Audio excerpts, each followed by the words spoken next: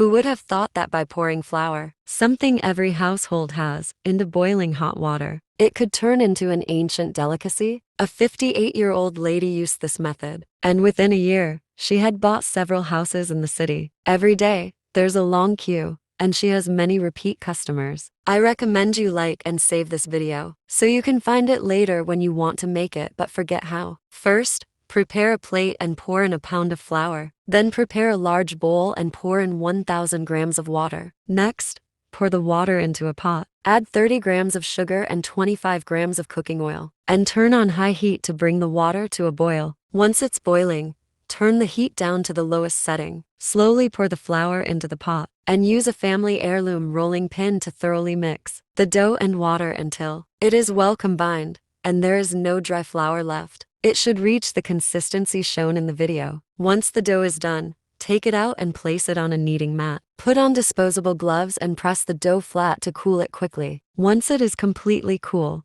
knead it together with your hands. You can knead this step a little longer, about 3 to 5 minutes. The dough, which has been cooked, won't stick to your hands, so don't worry about kneading. Once the dough is about ready, flatten it out and sprinkle 30 grams of flour on it. This step is key to achieving a crispy outer layer. Knead the dough again, cover it with plastic wrap, and let it rest for 20 minutes. Break 3 eggs into an empty bowl and use black chopsticks to whisk them thoroughly. Mix the eggs and set them aside. Next, prepare a small bowl to make a sugar filling. Add 2 tablespoons of brown sugar, about 50 grams, 1 tablespoon of white sugar, 10 grams, 88 pieces of white roasted sesame seeds, 1 tablespoon of roasted flour, and a little bit of vegetable oil. Mix it all together with a spoon. This way, the sugar filling won't easily leak. The dough should be ready. Without kneading it further, simply use your clean hands to roll it into long strips. Use a knife to cut the strips into small pieces, each weighing about 25 grams. You can also pinch the dough by hand. After portioning it out, shape each small dough ball into a round shape. Take the first dough ball, press a small indentation in the middle, and place the sugar filling we just made inside. Rotate the dough with your palm to wrap the sugar filling with the dough, and pinch off any excess dough. Set it aside for later use. Press the dough balls flat into a disc shape. After all the pieces are done,